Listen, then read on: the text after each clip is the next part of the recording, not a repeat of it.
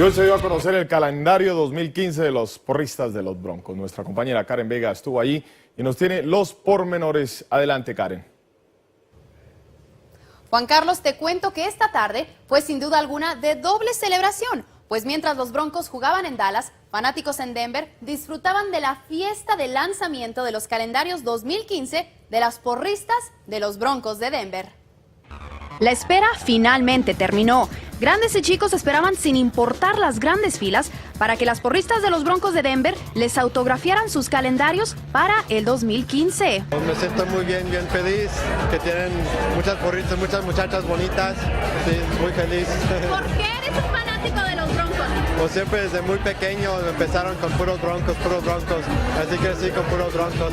En realidad la sangre es naranjada, la de nosotros. Somos fanáticos de los Broncos. Somos todos nacidos aquí en Denver y no le vamos a ningún otro equipo.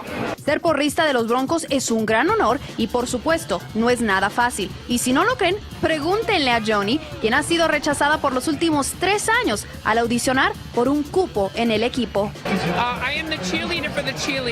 Yo soy la porrista de las porristas. Ya no me engaño. Sé que a esta etapa de mi vida no lograré ser una de ellas. Un puesto que conoce muy bien Ebony, quien es parte de la escuadra actual de las porristas de los Broncos y que se siente muy orgullosa de ser parte de tan importante organización.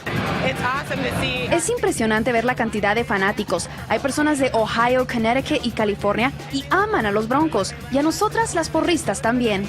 Fanáticos como Mario que esperan año tras año el estreno del calendario de estas hermosas chicas que cada juego animan a los Broncos y lo representan en todos los niveles. Desde que llegué aquí a Denver, Colorado, fanático de los Broncos.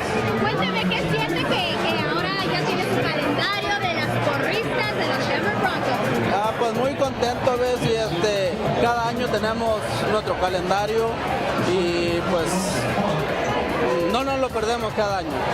Todas las fotos del calendario de las porristas de los Denver Broncos tuvieron como escenario las hermosas playas de Cancún, México. Es todo por mi parte. Karen Vega, Noticias Colorado. Regreso a los estudios. Muchas gracias a Karen por esa información y muchos aquí ya están pidiendo que guardes esa copia del calendario.